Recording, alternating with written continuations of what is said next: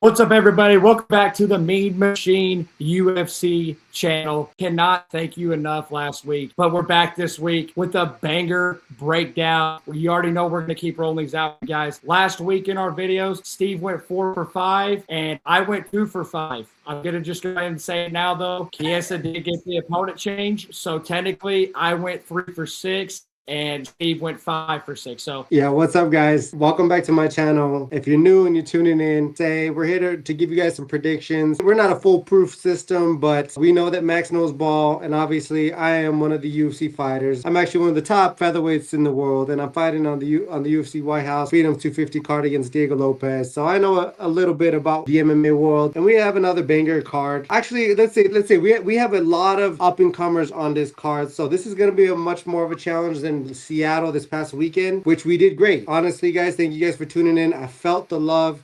I appreciate you guys, and honestly, you guys are awesome. Just keep hitting those subs, keep hitting those likes, and keep commenting, man. Like, honestly, like, I got a lot of good feedback from this last video, so thank you guys so much for doing that. Here we're going to be starting off in the featherweight division. That's Steve, a top 10 prospect in right now himself. We got Robert Ruchala taking on Jose Delano. Steve, what do you got for this one? So these guys are kind of newer to the organization. I think this is Jose Delano's UFC debut. Am I correct on that? Yes, sir. Obviously, it's going to be a big deal for him. Most of the time with these UFC debuters, they just got to the show, man. Like, this is an eye-opener. A lot of them come up smiling. A lot of them are not so focused on fighting as much as like taking it in. And I say that because that's kind of how I felt. Still went out there and I fought my butt off, but that's kind of what happens. And then you're fighting a 0-1 Robert Ruchala. I think this is going to be a solid matchup either way. Right now, I think I'm going to have to go with Jose Delano on this pick. Robert Ruchala hasn't really shown me too much yet. Jose Delano, welcome to the UFC, and I'm going to give you the benefit of the doubt. I'm rocking with him in this fight, guys. He's got good hand speed, he's got good cardio, and he's got a great chin. He showcased that all three of those assets of MMA last year in the Dana White Contender Series win that he got. On this one, I think he's going to come out with the win, and it's a huge opportunity for him to open up a main card. We're going to move into the next one.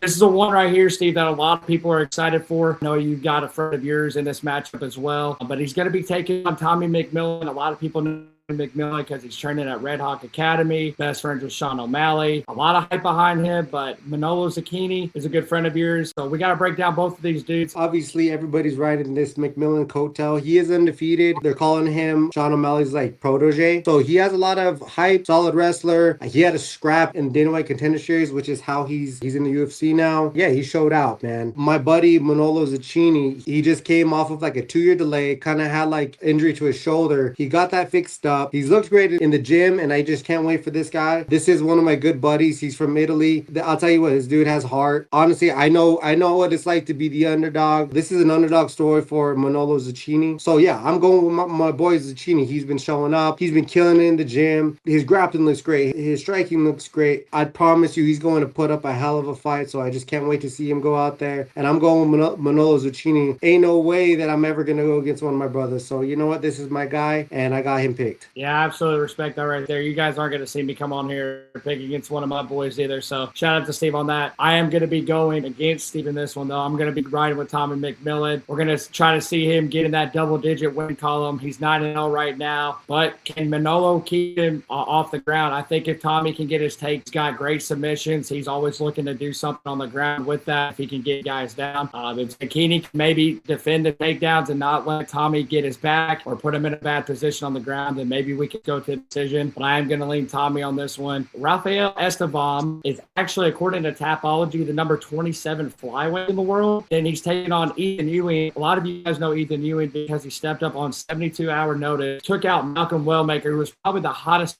prospect in the UFC last year, and Ethan was able to just pick the shots. Really high level stuff from Ethan Ewing, guys. So he's actually the number 72 ranked UFC featherweight. So this fight's actually taking place at bantamweight. So this is an exciting one right here, Steve. You got a guy from flyweight coming up to fight at 35, and you got Ethan Ewing. He looks like he's going to be trying to be in the bantamweight division in the UFC. So what do you got in this one? So you got a tough Rafael Estebam, undefeated. That's a big deal. I think he's 3-0 in the UFC, but they are all by decisions. And then you have Ethan Ewing, who came in out and kind of just like totally just like rocked everybody's like perception of Wellmaker. This dude, Wellmaker is a solid dude. He's been knocking out dudes in the UFC. He became very popular in the UFC, and this dude came out and just shut him down, man. Like you said, a 72-hour notice. This dude is no joke. Yeah, he has 2 losses. What a gamer! And to just like come out and fight someone like Wellmaker and beat him, that shows a lot. So honestly, on this prediction, I gotta go with Ethan Ewing. I think Ethan fought the weekend before in a championship fight in the promotion he was in. So the dude took 2 fights in 2 weeks. He just went out, like I said, he took out, the hottest prospect in the UFC last year, in my opinion. I think he gets it done on Saturday night. I think Estebam's O is gotta go. We got Abdul Rahman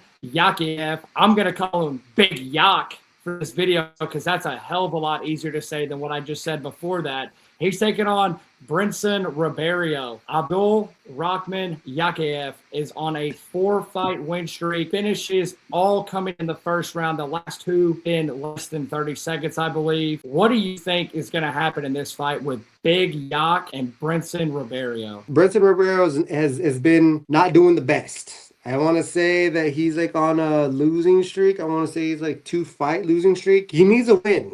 He needs a win, but you're fighting this guy, Abdul, who obviously is undefeated. He's 8-0. And I want to say majority of his wins are finishes. This dude's coming in hot. I got to go with this Abdul guy, man. Like, he's showing up. He's showing out. Absolutely. I'm on the same side here, Steve, guys. I'm going to give you the max pick of the week right here. I'm going with Big Yak. Knockout. That is a guaranteed lock for you guys. We're going to get a knockout. If you want to get greedy with it, though, obviously pick him to win the first round. The dude has been killing guys in the first round. I'll take that back. We're going to go Big Yak win in the first round because his last 3 of his last 4 finishes have been by submission. So we're not going to pick a knockout, even though Ribeiro is very chinny at times. Scratch the Big Yak knockout. We're going Big Yak in the first round. It could be a KO, TKO, or sub. The co-main event of the evening. We got Virna Jandiroba taking off Tabitha Ricci, 2 Brazilians, 2 high-level women MMA fighters. Yeah, man, this is kind of tough. Obviously, Jandiroba, she just came off a loss to Mackenzie Dern. Mackenzie Dern's been looking great, but Jandiroba's been on a streak prior to that. You know what I mean? She was on a nice little roll there. And then you have Tabitha Ricci, who has mainly won majority of her fights and fought tough competition. She's just coming off of a win against Ribas, which is honestly a good feather in her cap because Ribas is good. So this is honestly like a solid matchup between these two. This is just honestly going to just be one of those gritty fights. My mind wants to go with Jandiroba, but I don't know, man. It's kind of tough because I feel like Ricci's going to be right in there with her. This is what we're here for, right? Got to pick one. So, let's go. And they're both from Brazil. Like, they're not making this easy at all. I have fought on Jandiroba's cards. I'm going to go with Ricci. I'm going to go with the underdog because I think Jandiroba is the favorite to win. Is that correct? Yeah, I think slight favorite right now. Yeah, this is a close one, man. I'm actually interested. Let's go with Ricci. I'm gonna go with Ricci on this one. I was watching that fight between her and Dern for the belt, obviously. Dude, she couldn't defend a takedown, man. And once she got on the ground, she just struggled to get up. I think I'm changing my pick to Tabitha Ricci. I think we're going with the Baby Shark gang on Saturday night. And I think I'm switching it up, dude. I don't know. Sometimes, if you're on here for betting purposes, sometimes it's best to go for your gut, but sometimes, your mind, you really start to, lock in a little bit and you're like, oh my God, this is a huge, important facet of what's about to occur. We're going to freaking Baby Shark gang on Saturday night. That's not going to be my lock of the week.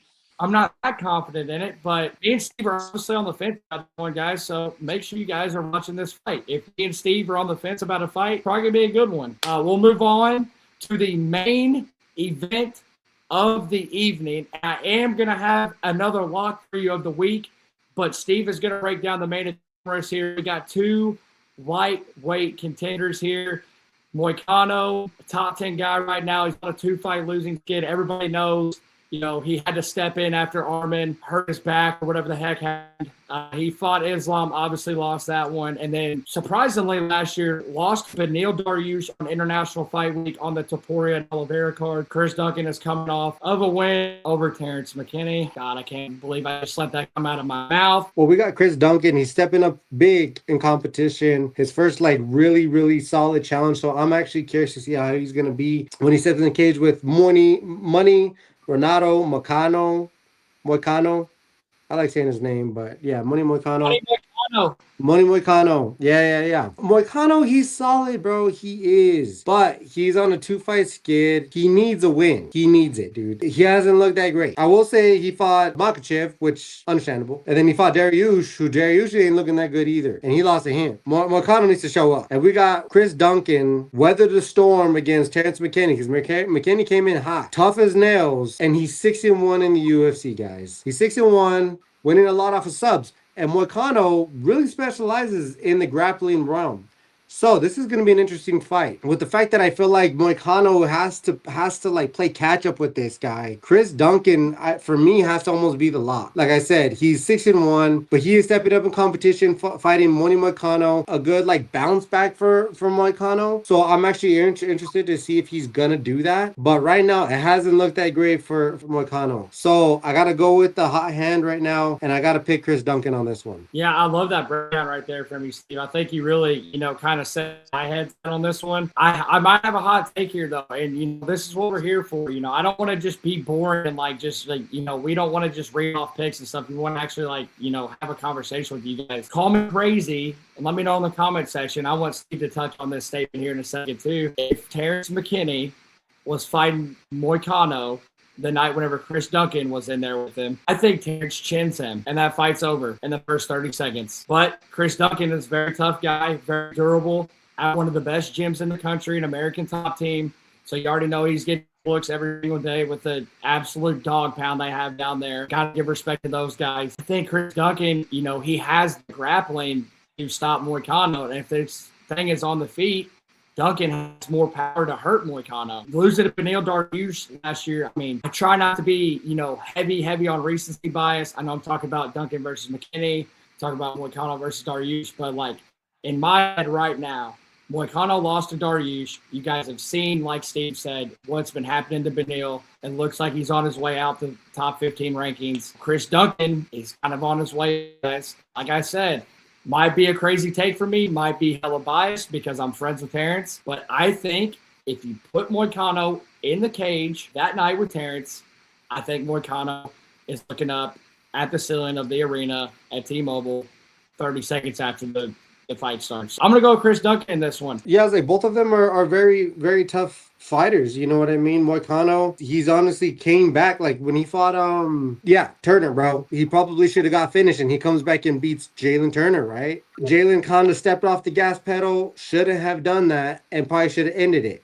Terrence McKinney is not going to lay off that gas pedal at all. He's going to make sure he solidifies that win and it's over, right? So I can see where you're coming from when it comes to that. I feel like Chris Duncan, though, will do the same thing that Terrence McKinney will do if he chins Moicano. That's what makes it hard, because Duncan has won a lot of fights, but they've also been in the sub world. Moicano kind of is good in that aspect. That's gonna be it for the predictions video. Keep an eye out for the next videos, because we got a couple already in the mix. They're gonna be dropping here pretty soon, guys, so stay tuned. Hit the notification button so that every time that we drop a video, you're notified.